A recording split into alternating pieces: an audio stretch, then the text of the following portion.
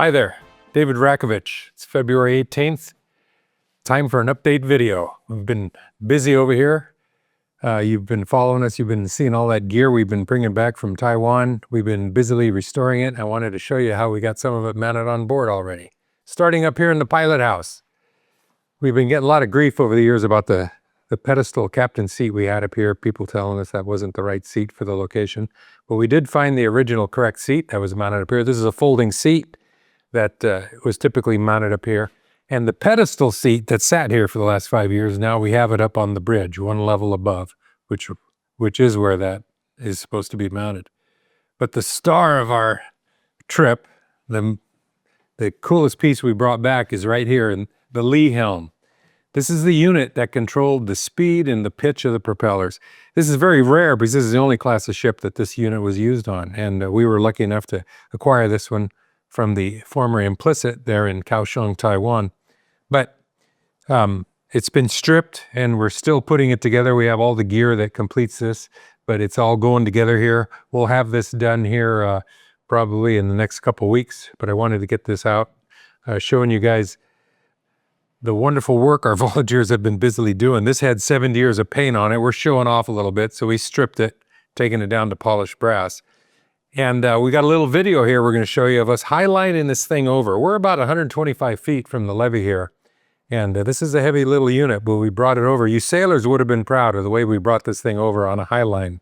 Bunch of amateurs here, but it worked out good and it looks good. It finishes off the pilot house up here. This is now what the pilot house looked like when this ship was in commission.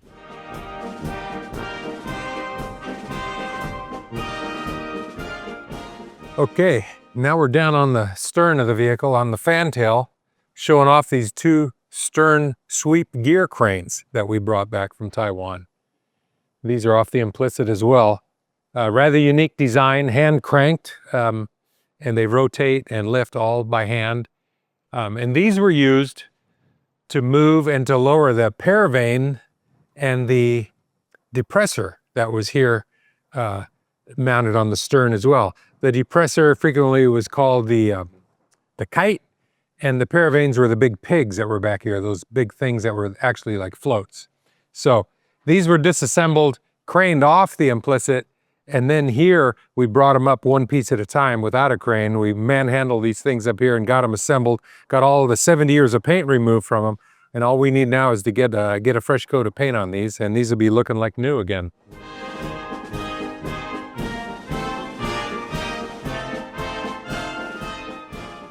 Okay, we made our way down one level into what is emergency radio. This is below the fantail, just forward to where the stern cranes were. This is the emergency transmitting radio room.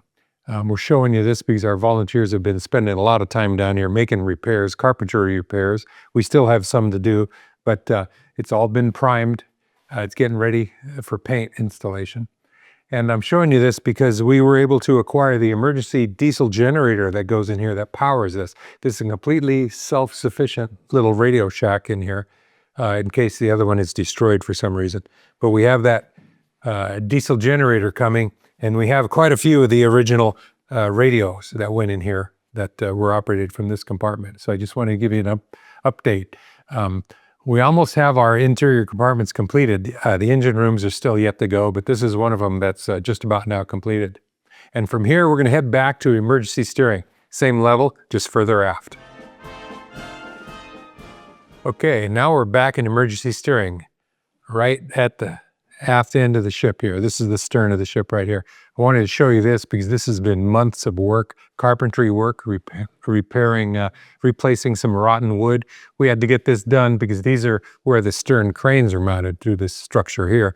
And we're going to use those cranes to lift gear on board. So we had to make this all as strong as new. But so this compartment is near completion. And the reason I'm showing you this is we have all the gear to put back in here off the Implicit coming on our next container. We have the hydraulic systems, the big massive hydraulic cylinder that turns the rudders, the arms that clamp onto these, including the missing rudder post. This is the starboard rudder post. We're missing the stern rudder post here. It was removed by the scrappers years ago. But we have one of those coming from the Implicit as well. So this will be outfitted just like it was when it was in service. It'll look just like that. So we're trying to get this done before that next container arrives. Up into including the emergency steering section here, or the station, emergency steering station. There's a large gearbox here where a sailor would sit here, and there's a compass here and a sound-powered phone and a radio. And he could take orders from the bridge and steer the ship from here. There's a large brass wheel we have coming, about 4 foot in diameter. And I was told if you turn that thing about 20 times, you can get 2 or 3 degrees on the rudders. It's a real man killer, but sailors say this was a great place to have duty because you typically didn't have to turn this damn wheel. You were just here in case of an emergency. So we're going to have this thing outfitted just like it was when the ship was in service here rather soon.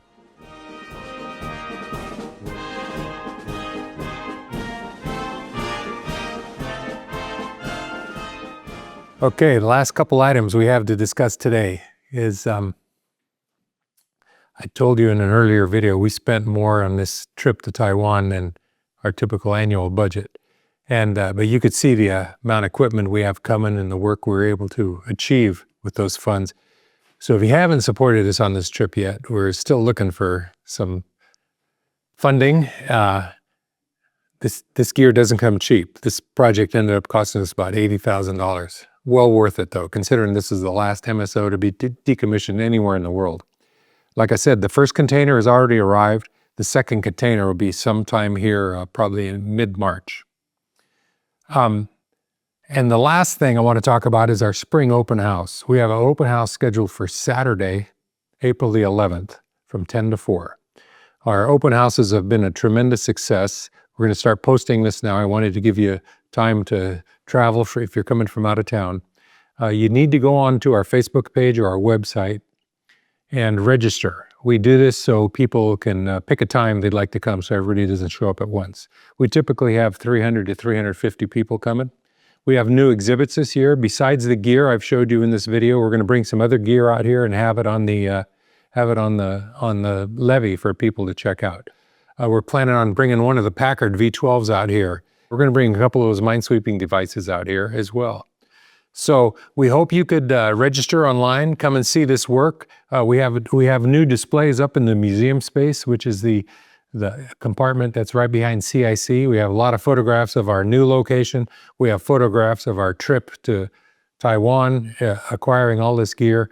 We have original plans up there on display now that have been laminated. So we have a lot of new stuff to see. Even if you've been here before, we'd like you to come again. We're going to have tables and chairs on the fantail. We're going to have food, hot food to serve. We're going to have cold beverages, and we're going to have an area specifically dedicated for these minesweep sailors to sit and swap some stories with our visitors. So we'd love to have you. Please go online, reserve a spot, and we look forward to seeing you Saturday, April the 11th. Thank you.